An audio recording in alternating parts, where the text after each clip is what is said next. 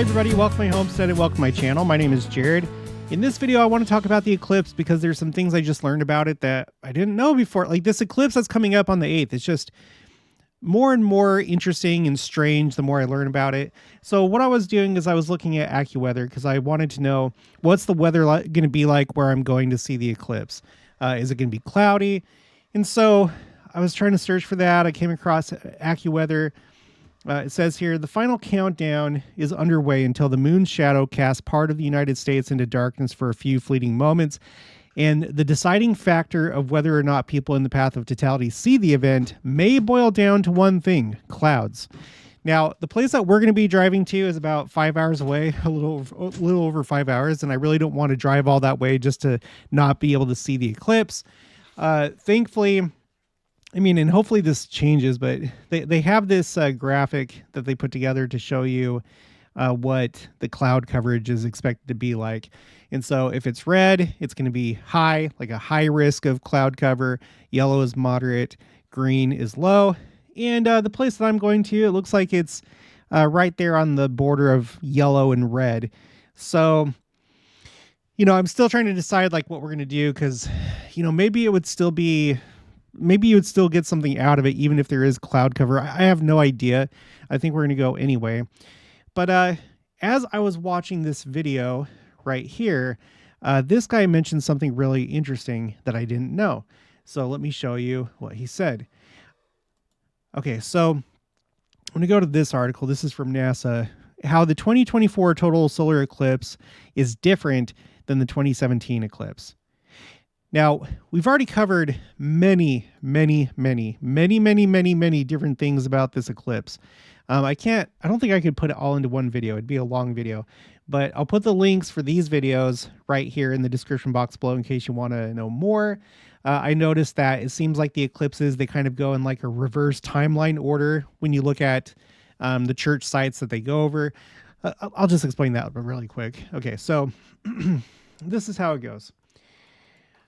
Okay, so going in reverse order, right? We have the 2024 eclipse right here. So this is the most recent one.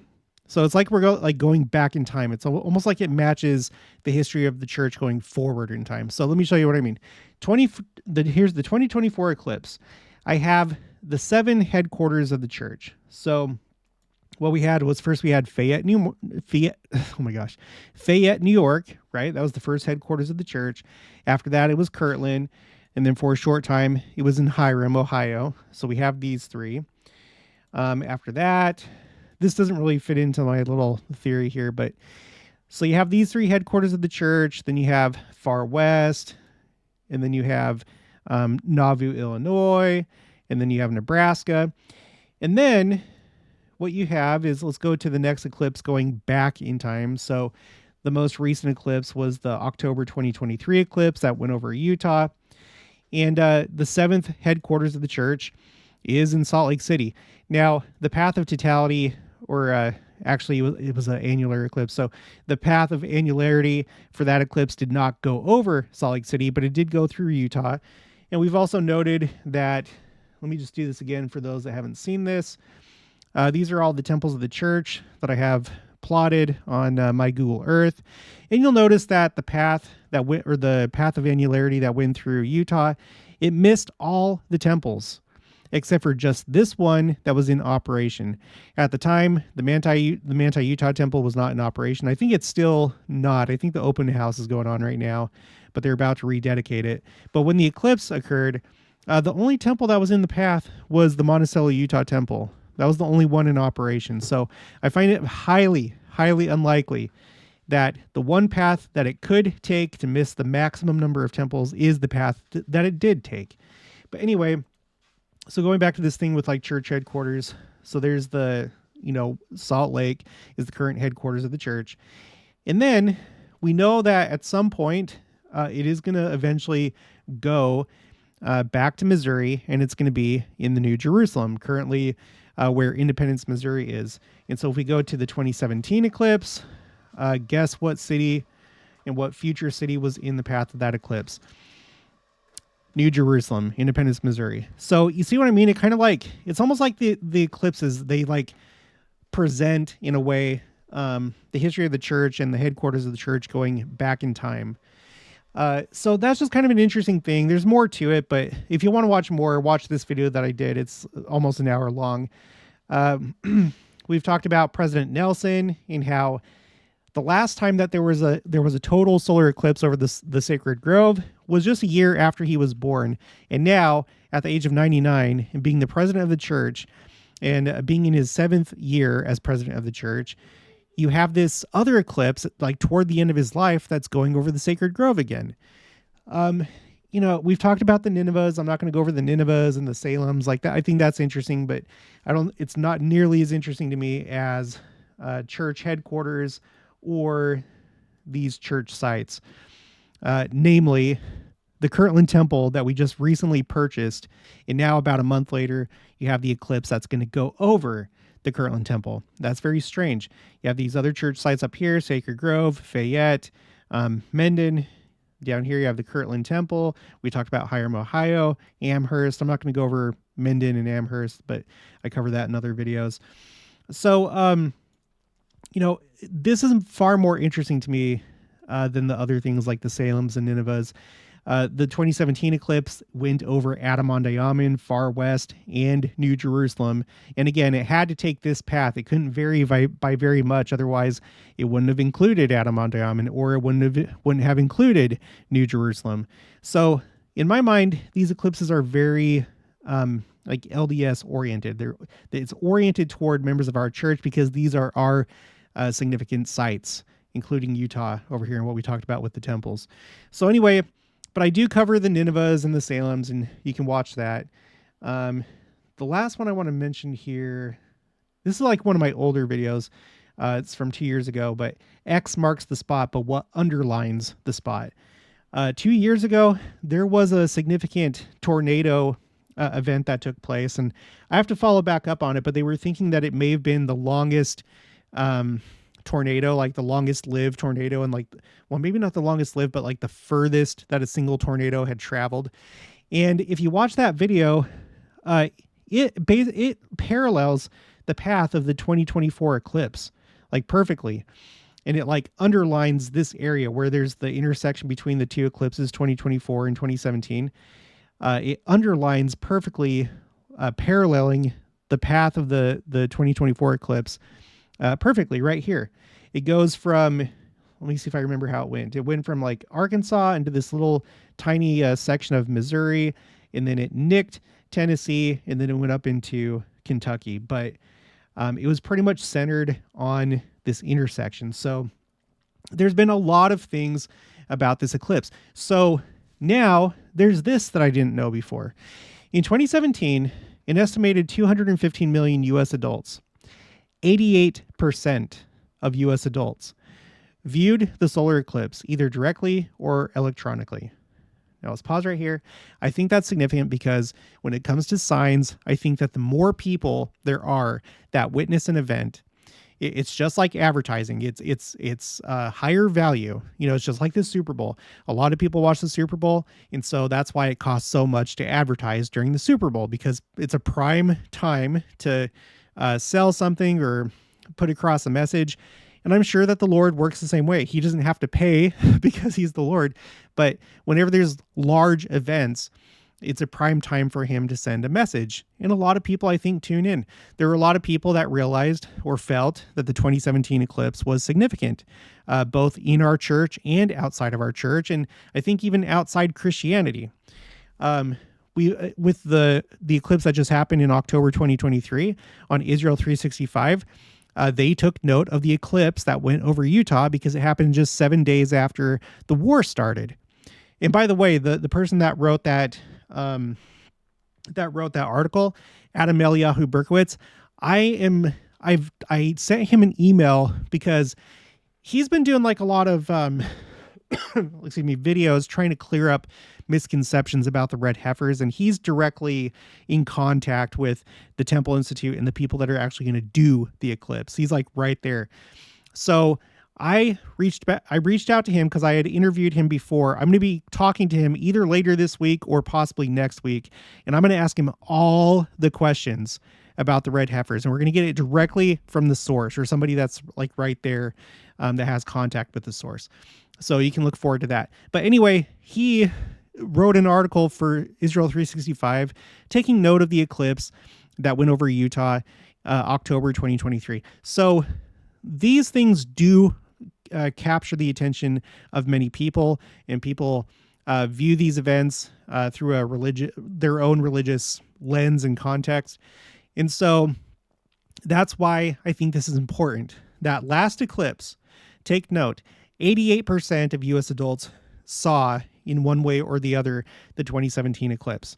Now, continuing, they experienced the moon pass in front of the sun, blocking part or all of the closest star's bright face. The eclipse in 2024 could be even more exciting due to differences in the path, timing, and scientific research. Okay, the next section is wider, more populated path. So a larger audience. So we already feel, a lot of us feel that these eclipses are significant. So what does it mean to you? Or what does it bring to mind to you? That the first one, it got a lot of attention. A lot of people felt that it was significant. But now this one is going to be even bigger. It's going to have a wider audience. If these are like warnings, or, you know, they're definitely signs. In my mind, they're signs. But if they're warnings, then it's like the first one was a pretty big warning. But the next one, even bigger. Presumably, it's going to have a larger audience. Okay, so the path of totality, where viewers can see the moon totally block the sun, revealing the star's outer atmosphere called the corona, is much wider during the upcoming total solar eclipse than it was during the eclipse in 2017. Yeah, let's take a look at that. Let's go back to my thing. I imported these KML files from NASA. So these paths of totality and annularity were produced by NASA. And if you look at these two eclipses, you can see it should be pretty obvious. You might have to look a little bit closer, but you can see this one right here, 2024. Yeah, it is pretty obviously wider than this one, 2017. So more area, more people, right? Okay, continuing. As the moon orbits Earth, its distance from our planet varies. During the 2017 total solar eclipse, the moon was a little bit farther away from the Earth than it will be during the upcoming total solar eclipse, causing the path of that eclipse to be a little skinnier. In 2017, the path ranged from 62 to 71 miles wide. Okay, and I have it highlighted, so 62 to 71. During the April eclipse, the path over North America will range between 108 and 122 miles wide. So just very roughly speaking, almost twice as wide. Or, you know, I'm not sure, maybe not twice, but like it's like in that ballpark. It's significantly wider than the 2017 eclipse. Okay, continuing, meaning at any given moment, this eclipse covers more ground. The 2024 eclipse path will also pass over more cities and densely populated areas than the 2017 path did. This will make it easier, okay?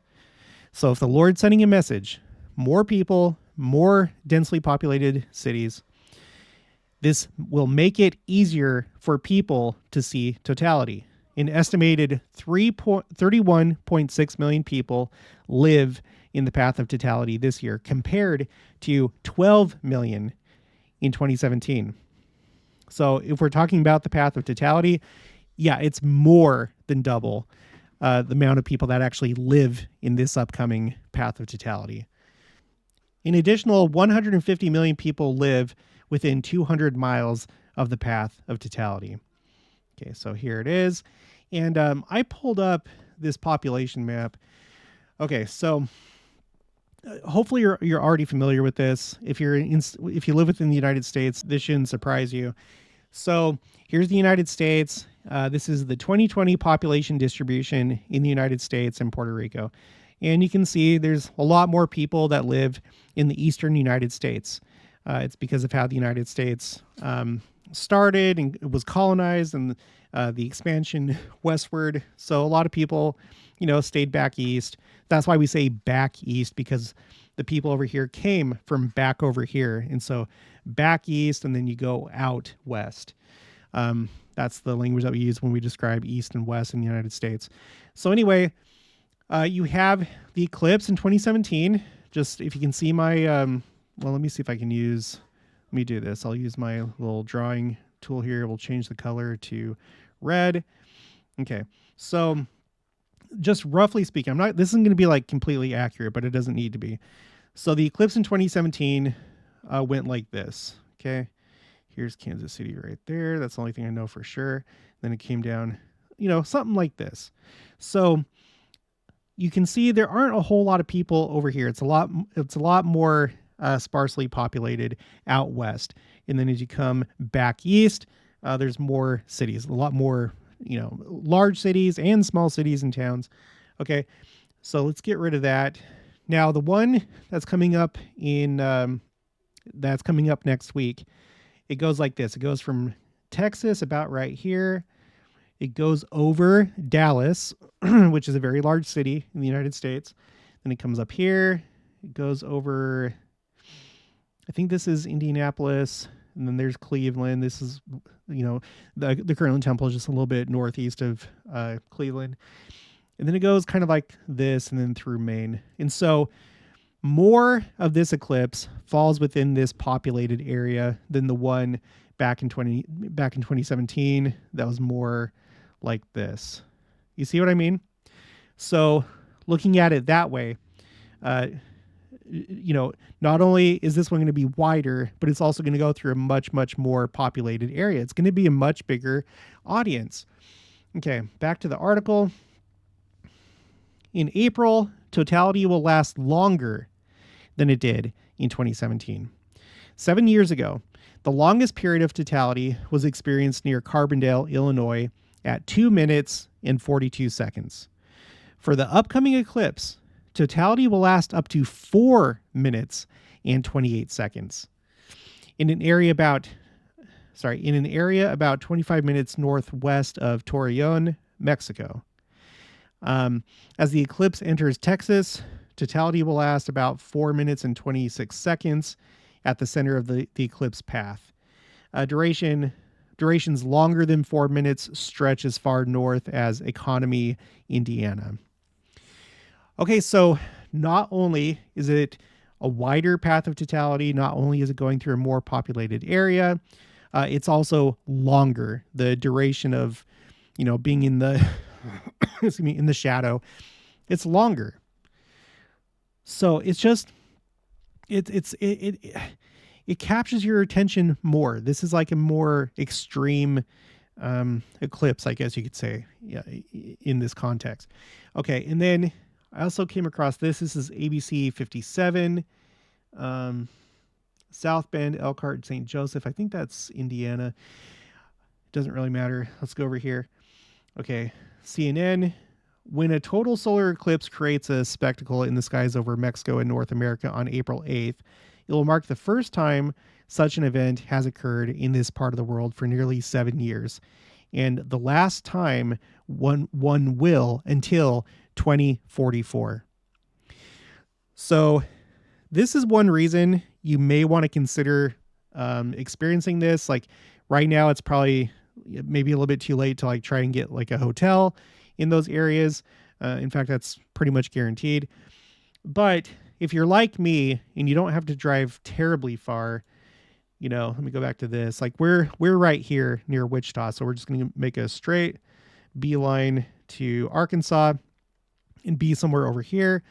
It may be worth it because you're not going to be able to see this again for like 20 years. How old are you going to be in 20 years? So, and by that time, I'm sure the second coming will have happened. That's my own opinion. But this seems like a very significant eclipse, and I don't want to miss it. I know it's going to be an impossibility for a lot of people, but maybe if you can do just like a day trip, you may want to do that. That's what we're doing. We're going to drive 5 hours to Arkansas, experience it, eat lunch. We're going to meet up with one of my subscribers The other two, they realized that they weren't going to be able to do it. They changed their plans, but I have one family that we're going to be meeting up with, and we'll hang out with them for a little bit, and then just head back to Kansas. So, anyway, let's go back to here. So 2044, that's going to be the next time that you really have this kind of opportunity. I think there's one that's sooner than that, but it's going to be all the way up in Alaska. It's going to be during like winter time. So it's not really going to be plausible. And it's not like over like Juneau or places like that. It's like way up north in Alaska. Like it goes over Alaska. It also goes over that part of Russia that's close to Alaska. Okay, and then later, quote, "This year's total solar eclipse will be at least partially visible to all in the contiguous United States, making it the most accessible eclipse this nation has experienced in this generation," said Nicola Fox, Associate Administrator for NASA's Science Mission Directorate, in a statement. So, this is it's really interesting. That's a pretty powerful phrase, I think. The most accessible eclipse this nation has experienced in this generation. And maybe there's a reason for that. I have no doubt that there is. These are signs. These are really big signs. And I'll just address it right now. I've already gone over this before. There's also the Aleph. If you look at Paleo Hebrew, this big A looking sign, in Paleo Hebrew or Phoenician, it's the letter A or Aleph. It's the first letter of the alphabet, or the Aleph-Bet, as they said in Hebrew. And then there's going to be another set of eclipses sometime, like in the late 30s, I think, early 40s. That's going to make a cross over the Red Sea. I don't really care about those right now. If I'm still around, if we're all still around, the second coming hasn't happened yet. By then, I'll be more interested. But for right now, I don't really care. But I am taking note of it. So I don't know. That's the new thing. I didn't realize how many more people are going to watch this than the 2017 eclipse. And again, for me, it blows my mind that the month before the eclipse, the church purchases the Kirtland Temple. Something that I did not think would happen in my lifetime, or that I would have to wait until the millennium to see. It was a straight up miracle in my mind. So, and then in addition, there's all the stuff that seems to be pointing to right now and pointing to this general conference. I'm not going to repeat that again, but I think this is going to be something else. I'm really excited. Even if we drive to Arkansas and it's cloudy, even if we don't really get that full effect, I'm sure that it'll still be noticeable to some extent. You know, even if it's kind of like dark and cloudy, well, it'll get more dark, so it'll still be worth it to me. You know, I'll make sure to take pictures and video and stuff like that, and then share it with you guys and share my experience. For those of you that can't make it yourself, you can live through my experience and experience it. And I think that was pretty much it. Let me just double check. Oh yeah, there was one last thing. Okay. I didn't get to this part. I think there was another. No, not there. I thought one of these articles talked about it. Maybe it was another one that I had open. One other thing that I want to point out is this eclipse is going to look different than the 2017 eclipse. The reason why is because they think that we're basically in solar maximum.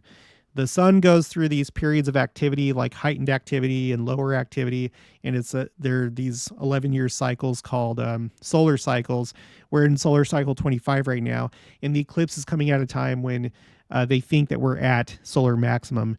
And so instead of looking like this is the 2017 eclipse. This was captured in Madras, Oregon.